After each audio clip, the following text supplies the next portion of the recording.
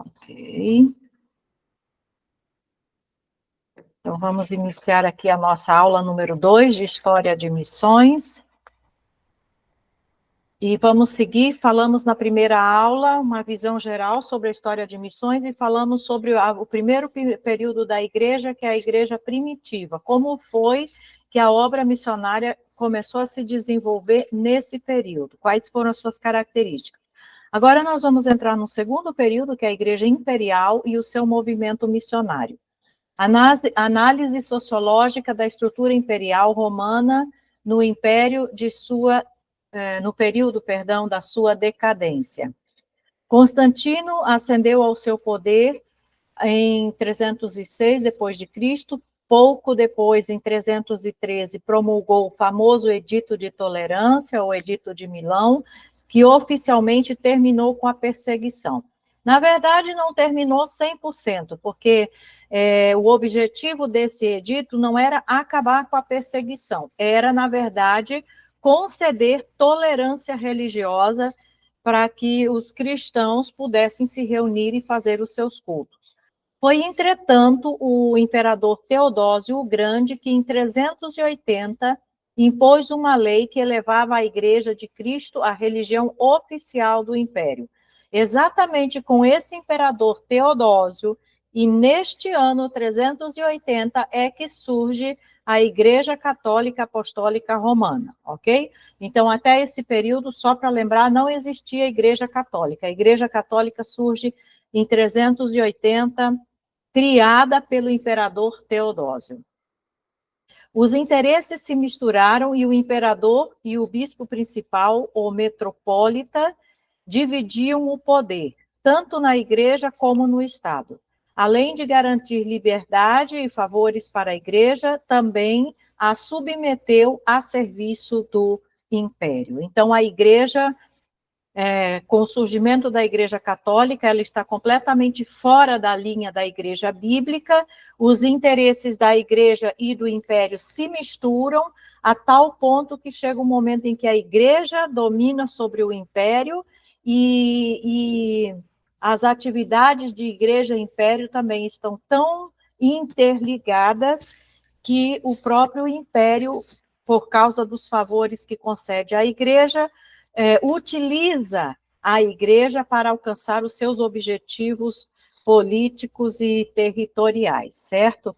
Então, por que vamos falar da igreja romana? Eu, particularmente, como já disse na primeira aula, eu não considero o que a igreja católica fez e tudo que envolve a igreja católica como parte da história de missões, e nem parte da história da igreja cristã bíblica, porque eles se afastaram completamente daquilo que está dos princípios bíblicos. E com relação a missões, então, eles não fizeram missões, porque lá na primeira aula nós vimos o que é missões. E missões não é catequização, missões não é obrigar as pessoas a aceitarem a igreja romana ou a fé romana à força, por risco de morrer, não é obrigar as pessoas a se tornarem cristãs. A essência da conversão, de missões, é pregar o evangelho para que as pessoas possam crer, se converter e se tornar novas criaturas. E o que se chama de missões feito pela Igreja Católica não tem nada a ver com isso, porque as pessoas não se convertiam, elas eram obrigadas a se tornarem católicas, mas não se convertiam. Agora, por que esse tema está aqui? Justamente porque os historiadores insistem em incluir esse período da Igreja Romana, ou os acontecimentos e os atos da Igreja Romana, como sendo parte da história da Igreja e de missões, certo? Mas eu não considero isso parte da história de missões e nem parte da história da Igreja, porque, como já falei, não tem o mesmo objetivo. Mas, continuando aqui, Constantino, em 330, fundou a cidade de Constantinopla. Este ato ajudou a dividir Oriente e Ocidente, né? Depois, com a morte de Constantino, vai surgir, e a queda do Império, da cidade de Roma, vai surgir o Império Oriental e o Império Ocidental. e abriu caminho para o cisma em 1054. O cristianismo, religião oficial do império, causas e consequências. Então, quando é que o cristianismo se torna a religião oficial do império? Em 380, quando Teodósio faz a igreja, cria a Igreja Católica Apostólica Romana. Da repentina mudança de relações entre o império e a igreja, surgiram resultados de alcance mundial. Alguns úteis e outros danosos, tanto para a igreja como para o Estado. É fácil verificar em que sentido a nova atitude do governo beneficiou a causa do cristianismo. Fim da perseguição, construção e restauração dos templos cristãos. O nível moral da sociedade foi elevado ao ponto de a dignidade da mulher ser reconhecida na sociedade, os gladiadores serem abolidos, os escravos receberem melhor tratamento e a legislação romana tornar-se mais justa e o avanço da obra missionária ter aumentado. Então, esses são alguns benefícios que esse reconhecimento do império quanto ao cristianismo como religião oficial trouxeram. E outra vez temos que lembrar que o que de fato foi obra missionária não foi feito pela Igreja Católica, apesar de que esse fato de ter surgido a Igreja Católica favoreceu muito o desenvolvimento da obra missionária em alguns sentidos. Apesar dos triunfos do cristianismo haverem proporcionado boas coisas ao povo, contudo, a sua aliança com o Estado inevitavelmente devia trazer, como de fato trouxe, maus resultados para a Igreja. Se o término da perseguição foi uma bênção, a oficialização do cristianismo como religião do Estado foi uma maldição. Todos queriam ser membros da igreja e quase todos eram aceitos, pois ser cristão trazia muitos privilégios e status. Algumas das antigas festas pagãs foram aceitas na igreja com nomes diferentes. Como resultado da ascensão da igreja ao poder, não se vêem os ideais do cristianismo transformando o mundo. O que se vê é o mundo dominando a igreja. A humildade e a santidade da igreja primitiva foram substituídos pela ambição, pelo orgulho, pela arrogância dos seus membros, e surge então como forma de protesto contra a penetração do mundo na igreja, o monasticismo.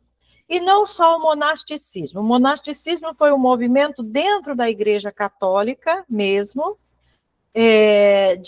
de inconformismo quanto às coisas e aos erros que estavam acontecendo ali. Então, algumas pessoas que estavam na Igreja Católica e que, de fato, desejavam uma vida de santidade, uma vida de integridade, acabaram se isolando, e esse movimento de isolamento foi chamado de monasticismo. E aí, quando a gente está em história da igreja, a gente estuda que houve dois tipos de movimento monástico. Um solitário, que a pessoa ia para um deserto, para uma caverna, para algum lugar longe de tudo e de todos, e ficava lá vivendo sozinha, afastada do mundo, e outro coletivo, onde um grupo de pessoas se reunia de forma comum, passavam a viver juntos e compartilhavam ali as tarefas, as atividades, os recursos, e procuravam viver uma vida mais de conformidade com a Bíblia, embora que esses monastérios acabaram se corrompendo também, porque eles acabaram virando uma instituição que começou a gerar muito dinheiro e muitos recursos.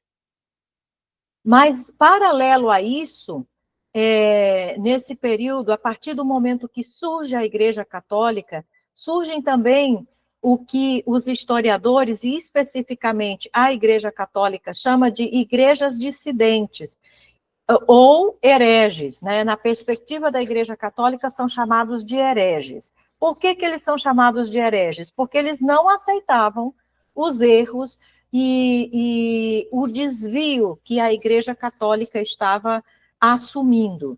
Então, na verdade, esses grupos dissidentes eram pequenos grupos poucas pessoas que se mantiveram fiel à igreja primitiva, à igreja bíblica, que de fato queriam cumprir aquilo que estava nas Escrituras e queriam viver conforme os princípios da palavra de Deus, certo? Então, houve vários grupos dissidentes, houve esses grupos durante todo o período da Idade Média, paralelo à igreja romana, e esse sim eu considero como parte verdadeiro da história da igreja cristã bíblica e da história de missões realmente. Embora nesse período, a partir desse período da igreja imperial, o fim da perseguição principalmente, a igreja perde o foco de que ela tem a responsabilidade como igreja de pregar o evangelho a todas as criaturas, de fazer missões e de alcançar todos os povos para Cristo. Então, se perde esse foco. E esses grupos dissidentes, eles tratam simplesmente de sobreviver, mantendo a sua fidelidade à palavra de Deus. Então, eles não tinham lá muito objetivo de evangelizar, de ganhar vidas e de fazer com que as pessoas conhecessem a Cristo. Embora muitos se convertiam e passavam a ser participantes desses grupos, membros desses grupos, certo? Mas não era um trabalho intencional, não tinha o objetivo missionário consciente, tá? A crescente organização e hierarquização da igreja é proporcional à sua aproximação ao império e ao fato de as massas invadirem a igreja. À medida que esta se constantiniza, cresce o número de monges e ou comunidades monásticas como uma forma de protesto contra a contaminação da igreja pelo poder. Acontece, porém, que o próprio Império Romano já não era mais o mesmo, e junto com a sua decadência, crescia o índice de opressão e exploração. Para manter a sua estrutura consumidora, o Império precisava de maiores recursos financeiros. Para isso, aumentava os impostos. Necessitando de homens para a guerra, requisitava jovens para o serviço militar. E para manter a máquina imperial funcionando, requisitava voluntários. A opção monástica e a consequente fuga para o deserto era também uma alternativa para romper com esta estrutura imperial corrompida, exploradora e opressora. Elementos que constituem o segundo período. A estrutura missionária. A síntese do sodalício e modalício. Vamos ver o que é isso. Modalício, era a comunidade estruturada, onde não há distinção de sexo, idade, etc. Essa comunidade se molda de acordo com a sociedade, tornando-se uma força local ou fixa. Exemplo, a sinagoga, ou a paróquia, ou a igreja local. Tá? Então, essa estrutura fixa, sem distinção de sexo ou idade, onde qualquer pessoa podia agregar-se e congregar, passar a fazer parte, era chamado de modalício, certo? Então, essa era uma força missionária, entre aspas, porque dependia de qual grupo estava coordenando, desenvolvendo essa comunidade local. Então, era uma força local e fixa. E missionária, como eu já disse, dependia de qual era a instituição. Porque, por exemplo, se fosse uma sinagoga, os judeus nas sinagogas, eles não tinham o objetivo de fazer discípulos, de evangelizar e de alcançar outras pessoas. O objetivo deles era só mesmo congregar os judeus que estavam dispersos. O conceito de paróquia já é um conceito de igreja católica, que também não tinha o objetivo de evangelizar no sentido real do evangelismo. Tinha o objetivo simplesmente de fazer com que todas as pessoas fizessem parte da igreja. E para isso, começou a difundir-se a ideia de que para ser salvo tinha que ser da igreja. Se não fosse parte da igreja católica, não teria salvação. Ou seja, o sacrifício de Jesus e a fé em Jesus era completamente esquecida, negada e desnecessária dentro do conceito de igreja católica. E igreja local, quando falamos aqui de igreja cristã bíblica, essa sim, embora pequena e fraca muitas vezes, que era constituída por esses grupos chamados dissidentes ou pré-reformistas, é que sim tinham o objetivo de verdadeiramente pregar o evangelho, ou testemunhar o evangelho, ou proporcionar pelo menos que as pessoas tivessem oportunidade de conhecer a palavra, de acessar a verdade. Embora, nesse período da Igreja Romana, já, esses grupos não tinham o interesse objetivo de evangelizar para conseguir mais adeptos e criar novas igrejas ou alcançar lugares não alcançados. O sodalício era uma sociedade estruturada, onde para ser participante da mesma é necessário antes ser membro de um modalício, ou seja, digamos, de uma igreja local. E uma segunda decisão por uma pessoa adulta, sendo que a filiação da mesma é necessária. Está limitada à idade, ao sexo ou ao estado civil. É uma sociedade móvel. Por exemplo, a equipe missionária, os mosteiros, no caso da Igreja Católica, e as agências missionárias. Que nesse período da Igreja Imperial, outra vez, da Igreja Romana, do período da Idade Média, isso era praticamente inexistente. Não havia agências missionárias ou equipes missionárias preocupadas em, de fato, ir para outros lugares, para outras cidades, para outros países e alcançar esses países com o evangelho. Principalmente por parte da igreja chamada de igreja bíblica.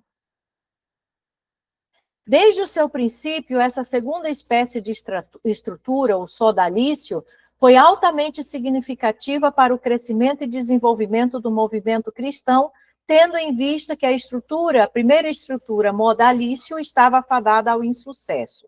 A partir do terceiro século da era cristã, temos nos mosteiros grandes contribuições para o avanço do cristianismo, principalmente entre os povos bárbaros. Mas aí, outra vez, o cristianismo chegou entre esses povos, e aí, no caso, essa estrutura principal é exatamente os mosteiros da Igreja Católica, que sim, enviaram missionários, entre aspas, para vários lugares, mas qual era o objetivo? Era evangelizar e converter as pessoas? Não. Era forçar as pessoas a se tornarem parte da Igreja Católica. Então, assim, eu particularmente não considero isso como uma grande contribuição, porque o cristianismo ficou conhecido, mas infelizmente em muitos desses lugares ficou conhecido de uma forma negativa, equivocada, completamente distorcida do que realmente ele é. E dentro dessa estrutura da Igreja Católica, além dos mosteiros, havia também algumas companhias, como, por exemplo, a Companhia de Jesus, os jesuítas, que alguns historiadores os chamam de exército da Igreja Católica, e eles eram os que, junto com todas as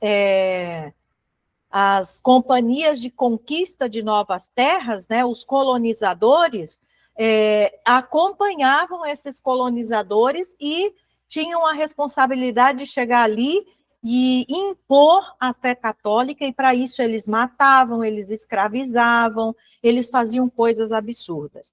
Há alguns anos atrás, muitos anos atrás, eu não lembro se foi início da década de 90, por aí, eu não lembro exatamente o ano, final dos anos 80, início dos anos 90, passou um seriado, uma série na TV, aqui na TV brasileira, que eu não me lembro nem, se não me engano, o nome era Memorial de Maria Moura, se não me equivoco.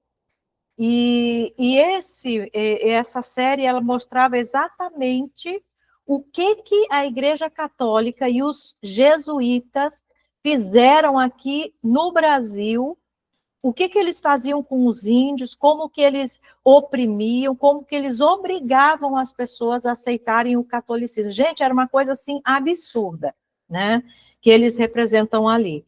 Então, assim, mostra um pouco do que era o papel dessas agências missionárias, entre aspas, da Igreja Católica. que de verdade não convertia ninguém. Pelo contrário, tinha gente que passava a odiar o cristianismo e os cristãos por causa dessa imposição forçada do catolicismo.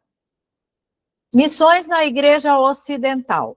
Desde o seu início, as missões católicas romanas se ligaram intimamente às explorações políticas e militares, sendo as conversões em massa o fator principal no crescimento da igreja. E observe que conversões está entre aspas, porque não eram conversões, como já sabemos. Os chefes políticos eram procurados e, através de promessas de ajuda militar, tornavam-se cristãos nominais e os súditos geralmente seguiam ou eram obrigados o seu exemplo. Em alguns casos, a necessidade de assistência militar se unia a uma crença supersticiosa de que o Deus dos cristãos era um aliado melhor na batalha do que um deus ou deuses pagãos. Foi esse o caso de Clovis, rei dos francos, do V século, casado com uma princesa cristã. Fez um voto de que serviria a Deus caso seu exército fosse vitorioso. Segundo Norman Cantor, era simples. Ele viu que se aceitasse a religião católica, seria o único rei germânico ortodoxo na Gália. E, como católico, teria maior possibilidade de ganhar a lealdade dos galos romanos, à medida que progredisse nas suas conquistas. Então, observe como até os reis, as autoridades, eles se converteram ao cristianismo simplesmente por interesses políticos, territoriais e econômicos. Então, não há conversão aí, não há pregação do evangelho. Então, como é que pode se considerar essa parte da história como sendo história de missões? Esta conversão em massa do exército de Clovis foi a primeira dentre muitas durante a Idade Média, sendo este o método que converteu a Europa, escreve Bruce Shelley. Quer dizer, a Europa não se converteu, a Europa se tornou católica. Quando é que a Europa vai começar a ter uma verdadeira experiência de conversão? A partir da Reforma. O conceito da conversão individual era o método utilizado pelas missões protestantes do século XIX. Perdão, aí está errado, não é século XIX, é século XVI. Uma transformação com transformação individual, mas a conversão em massa é o que provocou a expansão da Igreja Católica Romana durante a Idade Média, tá? Então, segundo os católicos, as pessoas estavam se convertendo ao cristianismo, estavam simplesmente passando a fazer parte da Igreja Católica por conveniência ou por pressão. Conversão mesmo passou a existir a partir da Reforma Protestante. Não nos esquecendo de que, nesse período da Idade Média, houve cristãos autênticos, verdadeiros, bíblicos, que são os chamados igrejas dissidentes, que são os chamados pré-reformistas, grupos pré-reformistas. Então, havia convertidos de verdade, havia crentes de verdade nesse período, só que eles não faziam parte da Igreja Católica, eram grupos isolados e muito pequenos, e muitas vezes individuais. E essas pessoas, os que se destacavam mais, os que ousaram, por exemplo, traduzir a Bíblia, ou ousavam pregar e ensinar alguma coisa, geralmente eram perseguidos pela Igreja Católica, eram considerados como hereges, eram torturados, martirizados e morriam. Durante esse período, no entanto, certos indivíduos se interessaram verdadeiramente pelo assunto das missões cristãs. Gregório o Grande foi um papa, e eu não sei se ele se interessou realmente a fundo.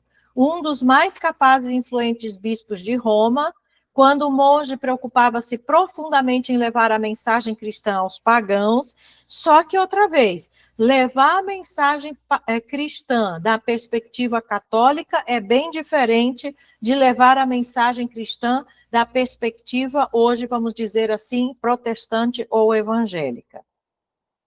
Fez das missões à Bretanha uma prioridade e em 596 enviou Agostinho de Cantuária, esse não é o Agostinho, Santo Agostinho, o teólogo, e uma companhia de monges. Eles foram responsáveis pela implantação da Igreja Católica na Inglaterra. Então, qual era o objetivo? Implantar a igreja e fazer as pessoas serem católicas, certo? Então, isso não é mensagem cristã, isso não é evangelho.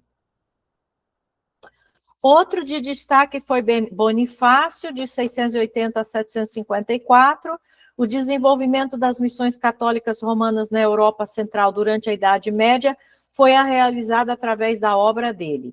Um dos missionários, aqui entre aspas, mais notáveis em toda a história da expansão do cristianismo, Raymond Edman, lembra que a sua carreira reflete o decrescente nível espiritual do cristianismo inglês e continental, que começaram a enfatizar mais a igreja do que a Cristo, mais o sacramento do que a escritura. Isso está presente, como eu já falei, como já dissemos, desde o início das missões católicas, porque o objetivo de verdade não era pregar o evangelho e nem que as pessoas se convertessem. Destruiu os ídolos dos pagãos, apesar disso, 2.000 pessoas reconheceram a superioridade do Deus cristão e se submeteram ao batismo. Fundou o famoso mosteiro de Fulda, que permanece até hoje centro do catolicismo romano. Para ele, o verdadeiro cristianismo se identificava com o romanismo, fazer voltar o coração dos saxões pagãos para a fé católica, ou seja, reuni-los aos filhos da Igreja Mãe. Esse era o evangelho que a Igreja Católica pregava e ainda prega hoje em dia. Ansgar, missionário para a Escandinávia. Embora tais conversões em massa fossem completamente despidas de compromisso espiritual, elas abriram caminho para os missionários, e Ansgar foi chamado para dar início ao trabalho evangelístico na Escandinávia, após a conversão do rei ao cristianismo. Outra vez, aqui, esse trabalho evangelístico em outro sentido. Místico, movido por visões e sonhos, sua maior ambição era alcançar a coroa do martírio. Era ascético de coração, considerando a oração e o jejum da máxima importância. Apesar dos seus esforços, não conseguiu estabelecer uma base permanente para o cristianismo na Escandinávia. Depois de sua morte, o povo voltou ao paganismo e foi somente depois do século X que a Igreja Católica firmou-se novamente nessa região do mundo. E aí, só por isso aí já dá para tirar a conclusão de quão verdadeiro foram essas conversões e essa cristianização da Escandinávia por esse missionário. Agora vamos ver um pouco sobre a Igreja Oriental e a sua expansão. Causas da separação entre a Igreja Ocidental. A Igreja Ocidental é o que é chamada de Igreja Católica Romana, e Igreja Oriental é a chamada Igreja Católica Ortodoxa, ou Igreja Grega, ou simplesmente Igreja Ortodoxa. Logo após a fundação da nova capital de Roma, Constantinopla, depois que Roma cai, o Império Romano fica existindo somente no Oriente, então a capital é Constantinopla. Deu-se a divisão do Império Romano. As fronteiras eram demasiadas extensas e o perigo de invasão dos bárbaros era tão grande que um imperador sozinho não podia proteger seus vastos domínios. Desde o governo de Teodósio, o mundo romano foi dividido em oriental e ocidental, separados pelo mar Adriático. O Império Oriental era denominado grego, ao passo que o ocidental era chamado latino, em razão do idioma que prevalecia em cada um deles. Porque no Oriente se falava o grego, o idioma que predominava era o grego, e por isso foi chamado de Império Oriental ou grego, e por isso também a Igreja Oriental muitas vezes é chamada de Igreja Católica Grega. Não significa que ela está na Grécia, mas todo o Oriente onde havia igreja, onde havia cristianismo, era chamado de grego por causa do idioma. E no Ocidente, de latino, por causa do idioma latim. A divisão do império foi presságio para a futura divisão da igreja.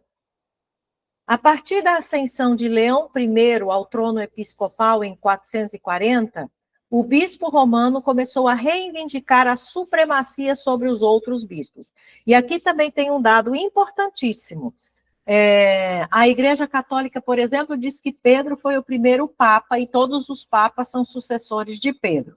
Grande mentira, porque o primeiro papa oficial da Igreja Católica foi exatamente este, Leão I, no ano 440 depois de Cristo, certo? Então, o bispo romano começou a reivindicar a supremacia sobre os outros bispos. A necessidade da eficiência e de uma melhor coordenação gerou naturalmente a centralização do poder. A divisão da igreja deu-se em torno de 850, entre oriental e ocidental. O Império Romano do Oriente e as características da igreja oriental. O Império no Oriente manteve seu trono em Constantinopla. Esse império ficou bastante reduzido pelas conquistas árabes e perdeu muito do seu território, tanto na Ásia como na África. Todavia, os imperadores do Oriente, por séculos, opuseram-se à maré do maometismo, evitando que a Europa fosse por ele assolada. Aí, aqui no caso do Império Romano no Oriente, e especificamente da Igreja Oriental, esse foi um fator importantíssimo para deter o avanço do islamismo para a Europa. E durante quase 1000 anos, né, isso foi possível. O Império Oriental e a Igreja Oriental foi um freio para que o islamismo não avançasse. Ao Império Oriental, o cristianismo deve a defesa do seu campo de ação por muitos anos contra o islamismo. A Igreja Oriental não era subordinada ao Império, ou seja, era apenas um departamento do Império. Então, quando houve a divisão do Império em Oriental e Ocidental, e também da Igreja, nós vamos observar que a Igreja Oriental ela tem características diferentes da Igreja Católica Ocidental. Por exemplo, os clérigos da Igreja Oriental podem se casar, enquanto que os da Ocidental não.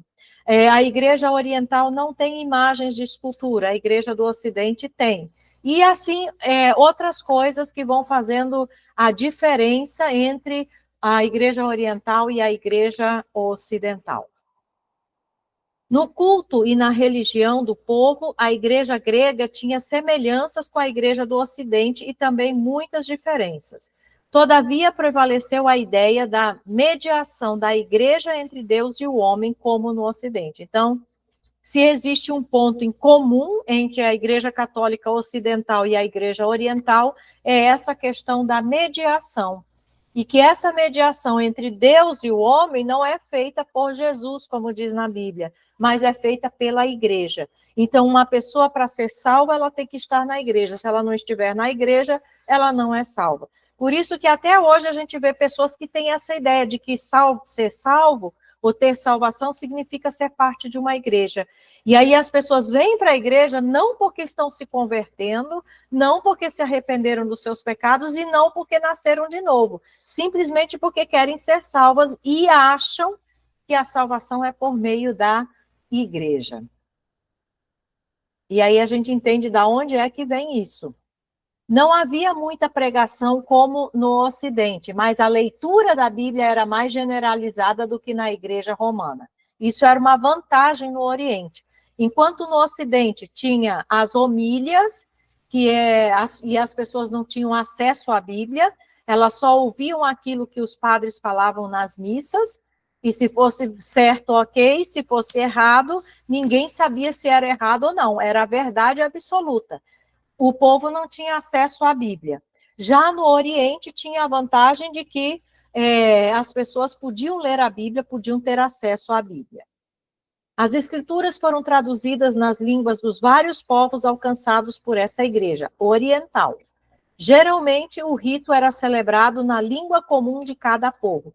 Esse também era um grande diferencial. Enquanto a Igreja Católica Romana realizava suas missas em latim, em qualquer lugar onde ela estivesse, e aí, obviamente, o povo não entendia o que estava sendo falado, o que estava sendo cantado, não entendia nada, certo?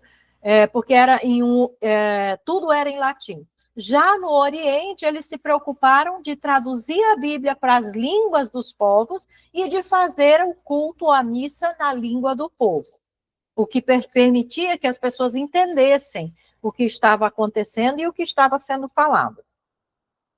A Igreja Oriental permitia que os seus sacerdotes se casassem antes da ordenação.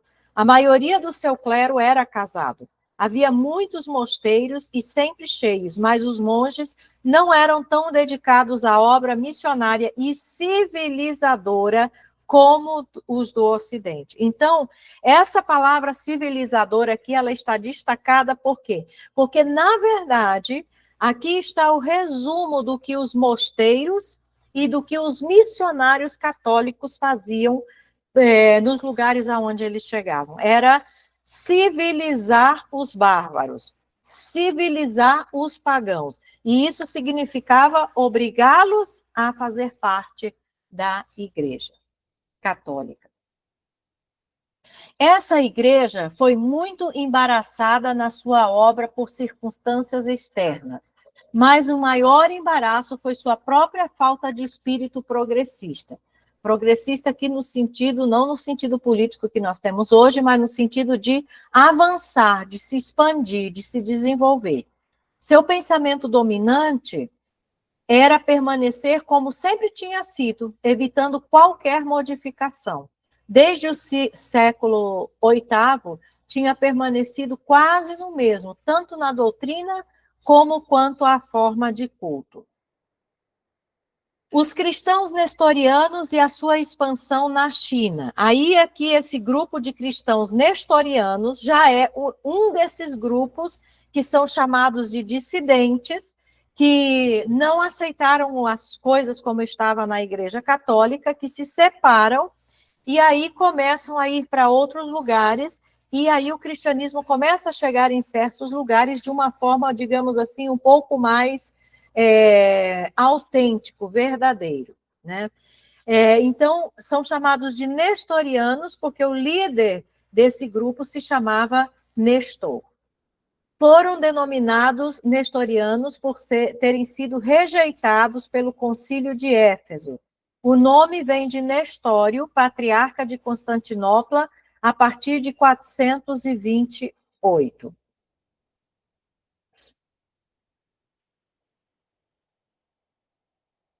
Através dos nestorianos, o cristianismo se estendeu também para o leste em direção ao Império Persa. Nesta expansão, o cristianismo utilizou não o grego ou o latim, mas o siríaco, outro idioma. A partir da Pérsia, o cristianismo nestoriano se estendeu até a Ásia Central, Índia e Arábia.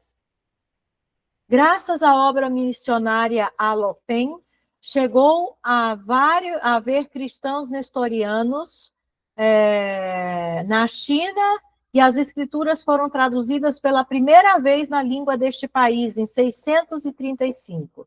Alopen chegou à capital do grande Tai-Tsung, foi recebido pelo imperador, que estudou a nova religião, aprovou-a e ordenou a sua propagação. Então, aqui nós temos um exemplo de um grupo dissidente, e esse especificamente era parte da Igreja Oriental, e foi, digamos assim, condenado pela Igreja Ocidental no Concílio de Éfeso, foi considerado herege, mas justamente ele foi aqui, empreendeu o primeiro trabalho missionário, que nós podemos dizer, de fato, missionário, para um outro povo. E aqui, no caso específico, foi a China, né, que pela primeira vez teve a Bíblia traduzida no seu idioma. Somente após a sucessão de outro imperador que decidiu restaurar a religião nativa, foi extinguido o cristianismo e se expulsou os demônios estrangeiros. Apesar da perseguição, a igreja na China conseguiu sobreviver e teve uma história de pelo menos 2 séculos. Seus métodos: a vida monástica com celibato, fundaram escolas para missionários, possuíam mobilidade com profundo zelo missionário, ou seja, eles iam para diferentes lugares com o objetivo de realmente levar a palavra. Suas escolas missionárias possuíam um alto nível e eram implantadas nos próprios campos missionários. Eram homens de grande fé, poderosos nas escrituras e conheciam de cor grande parte das mesmas. Alguns, de fato, conseguiram memorizar o Novo Testamento inteiro. Agora vamos ver mais especificamente como foi que aconteceu a missões nesse período chamado sombrio. A estrutura social da Idade Média. No século XII e XIII, na Europa Ocidental, a Igreja dominou a vida humana em todos os seus aspectos. Era uma sociedade internacional, estendendo seus tentáculos nos reinos e sobre os reinos. O poder papal exercia uma autoridade muito além de qualquer autoridade civil, pois o que a Igreja ligava e desligava na terra seria certamente como os homens criam, ligado e desligado no céu. A igreja estava muito difundida e bem organizada, de maneira a alcançar todos os homens com o seu domínio absoluto. Em todas as modalidades da vida humana, mantinha ela o seu poder indiscutível, sua mão dominadora. Nada podiam os homens fazer que ela não soubesse. Aqui, quando está falando da igreja ocidental, obviamente, é uma referência à igreja católica, não a igreja bíblica ou a igreja cristã autêntica. Nenhuma organização na história da humanidade jamais exerceu um domínio, uma escravidão tão completa sobre as coisas e sobre os homens e as suas consciências. A igreja estava rica e abastada. Sua riqueza consistia em terras, edifícios e construções para fins religiosos ou filantrópicos. Ela possuía, nesse período, praticamente a 4ª parte da França, Alemanha e Inglaterra. Sua renda avolumava-se com os tributos pagos pelos serviços eclesiásticos ao povo e com a venda de indulgências. Análise da Igreja Católica e seu movimento missionário, as Cruzadas. O período de 1000 a 1500 é marcado pela expansão da Igreja ao norte europeu e pelas lutas em torno do Mediterrâneo, as chamadas Cruzadas. Eu creio que quem já estudou história deve se lembrar que, na verdade, as Cruzadas não eram um movimento missionário. Na verdade, as Cruzadas foram um movimento misto de Igreja Católica e um movimento político que, na verdade, tinha mais objetivo político do que objetivo evangelístico.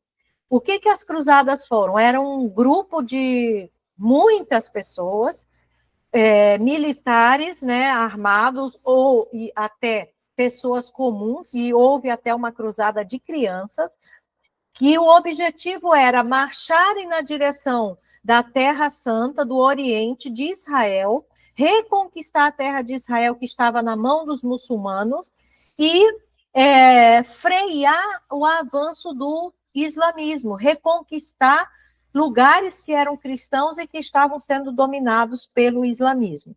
Esse era o objetivo das cruzadas. Foi para isso que as cruzadas surgiram e foram realizadas. Então, na verdade, as cruzadas não eram um movimento missionário, não tinham o objetivo de evangelizar ninguém e não tinham o objetivo de converter ninguém. O objetivo era reconquistar Israel e retomar dos muçulmanos aquilo que eles tinham tomado da Igreja Católica e do Império Ocidental, tá? Então, esse período, essas cruzadas não foi assim alguns meses, alguns anos, foram séculos, mais ou menos do ano 1000 até o ano 1500, é marcado pela expansão da igreja no norte europeu e pelas lutas em torno do Mediterrâneo, que são as chamadas cruzadas. No ano de 1200, apenas uma pequena parte da Europa estava fora da cristandade. No leste e sul da Rússia, havia pagãos asiáticos. O sul da Espanha estava nas mãos dos mouros, e ali dominava o maometismo, que é o islamismo. Os habitantes das margens do sul e do leste do Mar Báltico ainda eram pagãos. No século XIII, o cristianismo era a religião de quase toda a Europa, mas nos termos que já mencionamos anteriormente. Não era uma conversão autêntica e verdadeira. O cristianismo romano era a religião oficial de todos os reinos, exceto o dos mouros. Neste continente nominalmente cristão, a Rússia, a Grécia e a Península Balcânica pertenciam à Igreja Oriental. Notamos que a expansão da igreja, assim como o combate dos muçulmanos, se dá muito mais em função de interesses políticos do que por questões espirituais ou religiosas, ok? Então, com isso, nós finalizamos aqui a transmissão da aula de hoje. Deixa eu parar aqui a gravação.